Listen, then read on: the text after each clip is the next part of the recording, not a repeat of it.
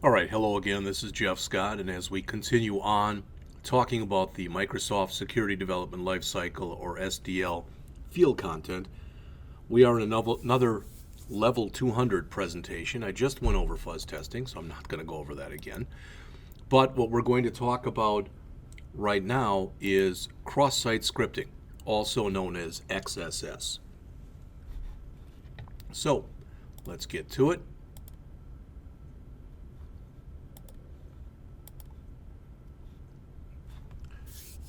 So, we'll have a cross-site scripting overview. We'll talk about how to reduce exposure to cross-site scripting attacks within the Microsoft SDL. All right, you've seen this before, our picture. So we're going through the major components that are in here, and in one of the next lectures, I'll have to make sure I bring up the thing that goes through, and it has where everything fits, so to speak, into here. All right, so a little overview of cross-site scripting. Again, cross-site scripting vulnerabilities known as XSS, they occur when an app reads user data and embeds that data in web responses without encoding or validating said data. I mean, you see the common theme here. We're again talking about a validation problem. The user data may have originated from an untrusted source. It could be a malicious user, could be an untrusted database. All right. It may contain malicious code, or it may contain some kind of a script.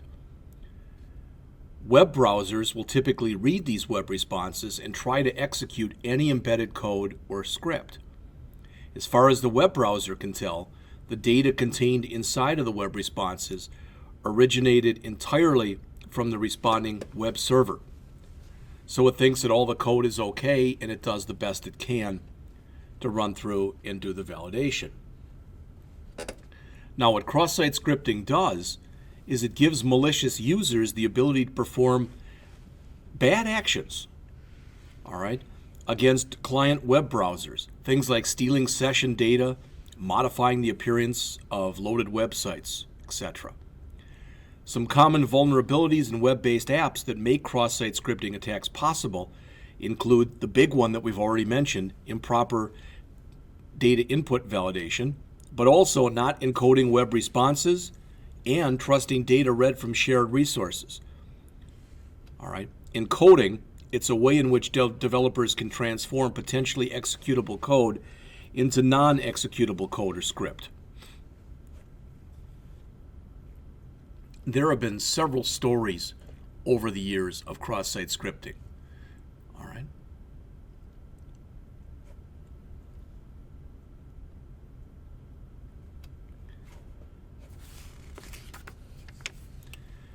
There's two basic types of cross-site scripting vulnerabilities. Both of these result in malicious code or scripts being executed on the browser. However, they differ in the method in which the malicious code or script is delivered to the client. The first type is non-persistent, also known as reflected cross-site scripting. This is called type 1.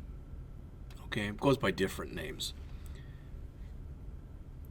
With non-persistent cross-site scripting, malicious code or script is embedded into a web request and then partially or entirely echoed or reflected by the web server without encoding or validating in the web response. The malicious code or script is then executed in the browser, and that can lead to a lot of bad things. Some of these we've talked about previously: the theft of session data, accessing session data, sensitive data within cookies are just a couple of examples. In order for this type of cross-site scripting attack to be successful, the malicious user must coerce the user into clicking a link that triggers the non-persistent cross-site scripting attack. This is usually done through an email that encourages you to, provide some kind of a bad link and encourages you to visit a website, or saying you won money or whatever. The second type is referred to as persistent or stored cross-site scripting. Persistent cross-site scripting is the more dangerous of the two types. All right, here malicious code or script is stored in a persistent data store like a database. Examples include, discussion forums, guest books, and any other platform where one user can share information with many other users. Any user visiting this vulnerable web-based app is automatically sent the stored malicious code or script, and in that case, they are compromised. This is quite different from the type 1 or the first of cross-site scripting, where one attack can result in a maximum of just one single compromise. All right. Some resources reference a third type of cross-site scripting called type 0 or DOM-based cross-site scripting. DOM is the document object model. And with this type of attack, a malicious user is specifically targeting client-side script.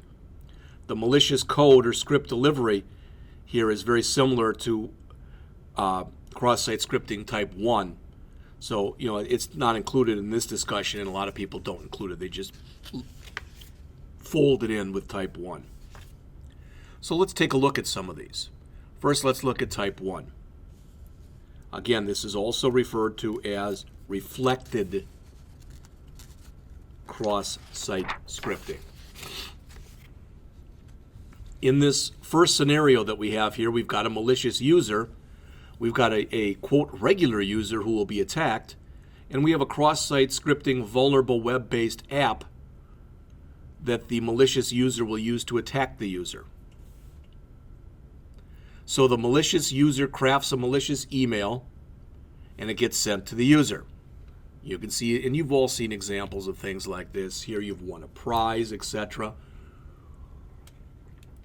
I know years ago there was one where they put the malware inside of an image. It was an image of Beyonce, and they sent it to, and supposedly millions of people opened it up. So the unsuspecting user then comes in and clicks on the link containing the malicious code, and that malicious code is then sent to the web server. The web server takes the malicious code that was sent by the malicious user and embeds it or reflects it somewhere in the resulting web response without doing any kind of encoding or validation. All right. The user's browser reads the response and executes the code, which compromises the user in some way. After this attack is completed, the reflected malicious code does not stay resident on the web server. That's why it's called non-persistent. During the attack, you might have noticed that the user had to first be coerced into clicking the suspect link.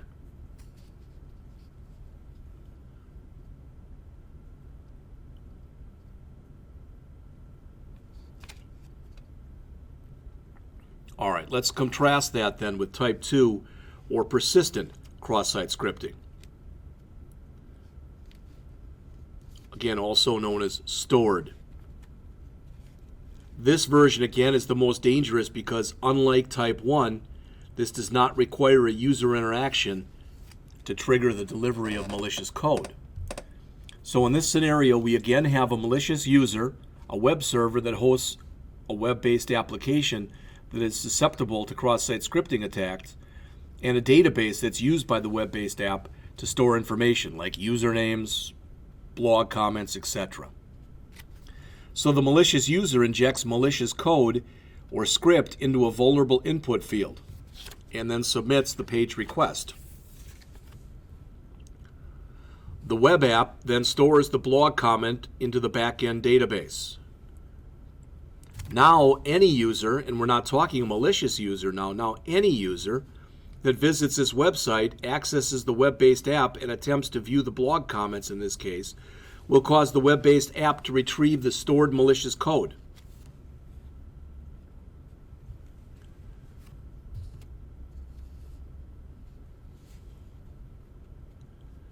The user's web browser reads the response along with the malicious code, and it's compromised.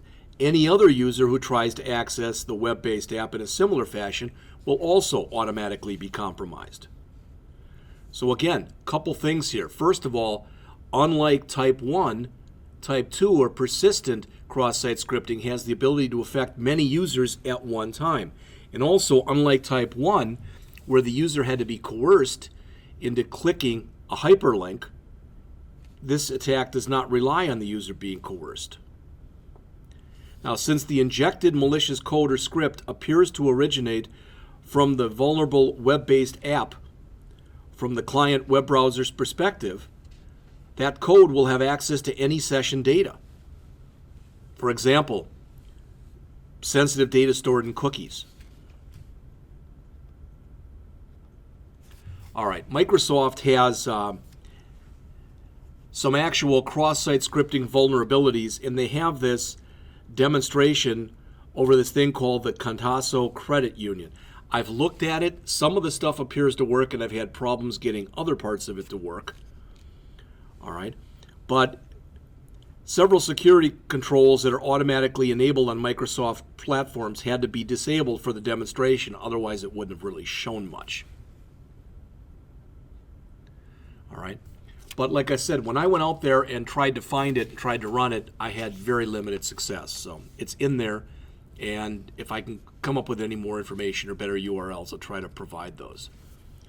So, some common myths regarding cross-site scripting. Two of the most common.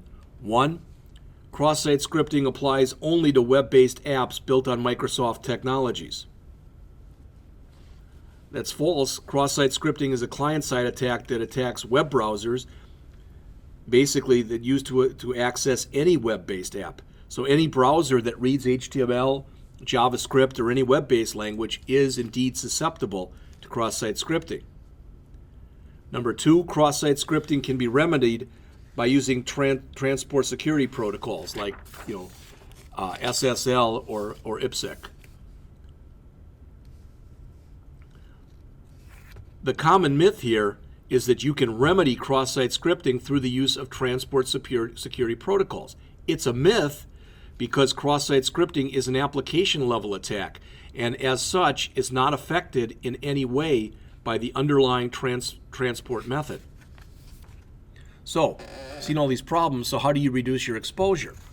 Well, first, validate all untrusted input. I would just say validate all input. Validating input is a key design, develop, and test tenet of the Microsoft security development lifecycle.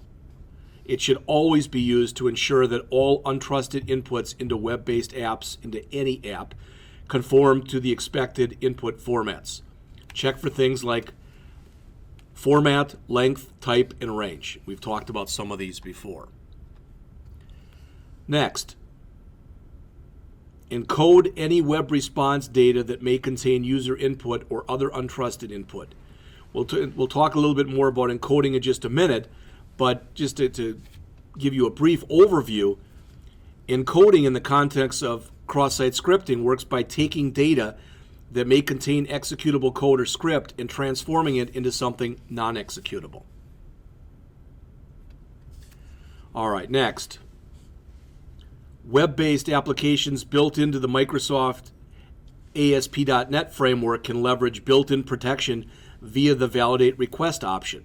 When you set this option to true, it instructs ASP.NET to inspect all inputs into a web-based app for potentially dangerous inputs. If the inputs are detected, then an HTTP request validation exception can be thrown and the attack can be halted.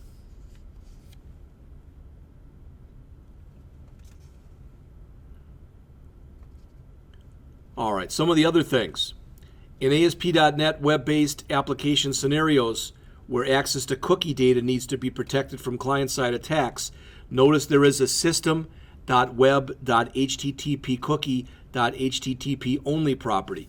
When you set this property to true, it limits any access to cookie data via client-side scripts.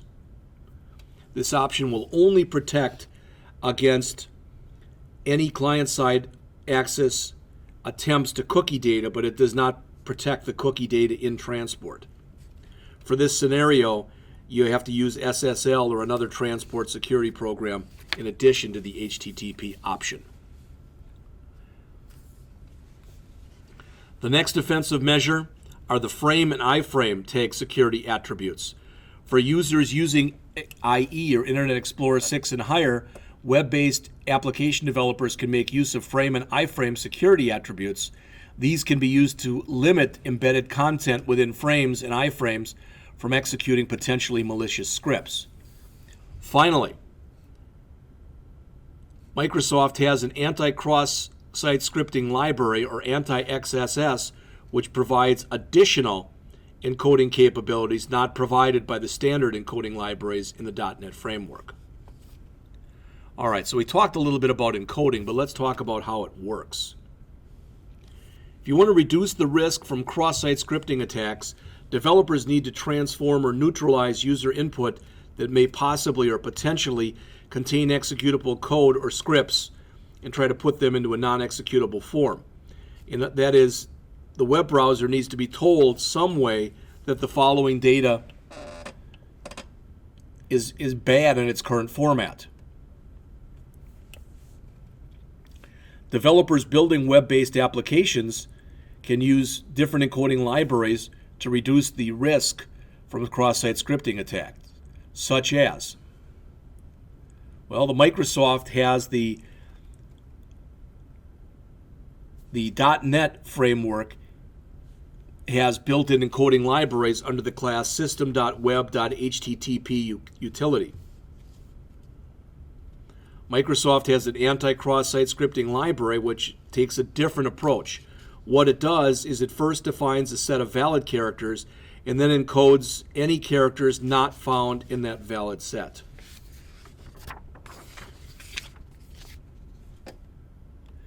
As an encoding example, in this example, a query string parameter called phone number is going to be read. That read value will be used to set the text property of a label control called phone number label. If that value contains any executable malicious code or script, the web response will also contain the executable malicious code or script, and there's a chance of compromise. As a developer, you can remedy this by encoding the phone number before setting it to the phone number label property. All right, here's an example of encoding.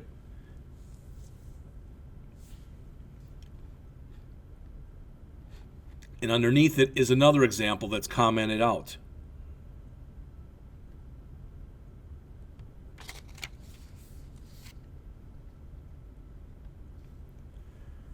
All right.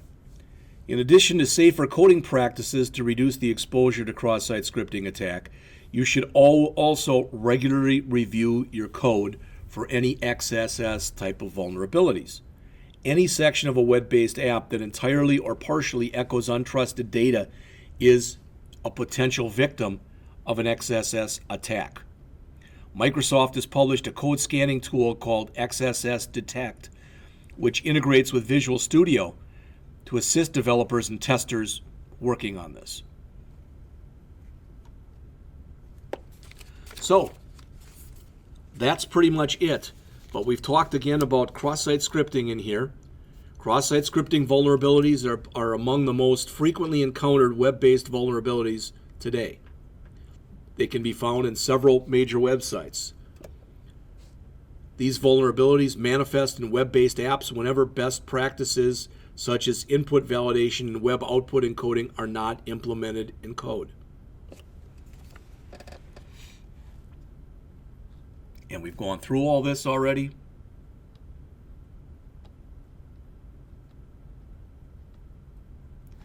So again, we now have gone through secure design principles, secure implementation principles, secure verification principles, threat modeling principles, threat modeling tool principles, fuzz testing, and now cross-site scripting, which is again our level 200.